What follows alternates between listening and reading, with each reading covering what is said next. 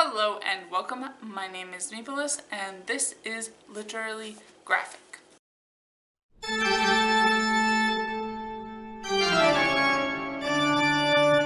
Today we will be talking about the book Strange Fruit, Uncelebrated Narratives from Black History, Words and Pictures by Joel Christian Gill, genre, biography, anthology. It was published by Fulcrum Publishing on May 1st, 2014, and I would say audience general. A brightly colored collection of short biographies, the tone of this first volume of Strange Fruit is very optimistic and strong, not flinching away from the, to put it very lightly, hardships of Black history in America. This is a very celebratory book. Certainly not more important or better than any book about Black history that leaves me with my blood boiling, but a fine addition, it would seem to me, to a spectrum of comics on the Black diaspora, especially, as the title indicates, the lesser-known parts of it. Within 172 pages, Gill covers the stories of Henry Box Brown, Harry Bucky Lou, Richard Potter, Theophilus Thomas, Benjamin Darling, the Noyes Academy, Marshall Major Taylor, Spotswood Rice, and Bass Reeves, covering everything from the eviction of a biracial community from Maine to the exploits of a little-known chess master, from a magician to a professional bicyclist, and not least of all, what is considered by not just Gill, but some other people I've heard from as well, as the real person behind the Lone Ranger, although his indigenous peers still get the short end of the stick. Comparing this to other nonfiction books I've read and reviewed, the fact that this book includes a bibliography for further reading is awesome. That said, this book does suffer a bit from being so focused almost exclusively on the cis straight Black male perspective, or at least as far as I can tell. If anyone fell outside of that mold, it certainly was not highlighted.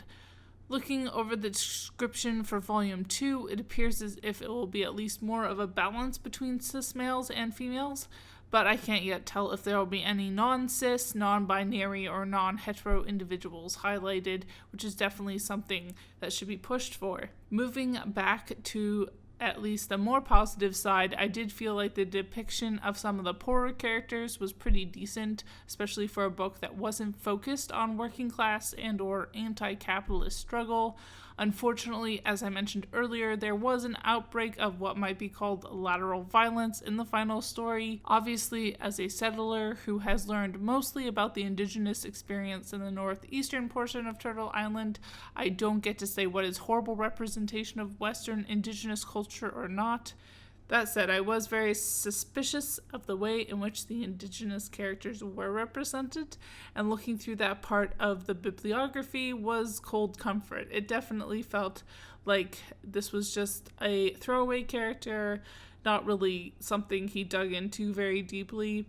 And to conclude that point, I would highly recommend that you check out my Goodreads list of Indigenous-owned voices comic books, or just Google it or something. It's a booming genre right now, so there's lots of stuff coming out almost all the time.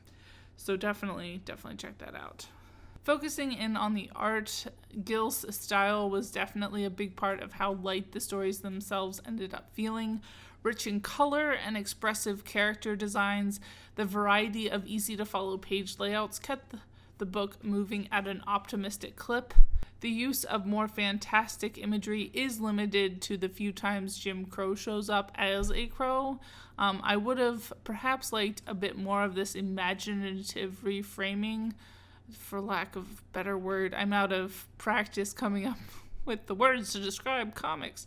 Anyway, the restraint did serve to highlight this break from realism a bit more, which was nice.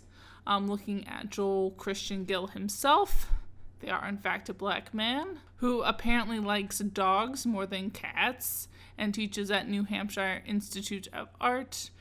They've also written standalone biographies of Bessie Stringfield and Bass Reeves and contributed to an anthology entitled Colonial Comics, New England 1620 to 1750, which my library doesn't currently have, but I think sounds pretty interesting as someone whose ancestors were coming over around then.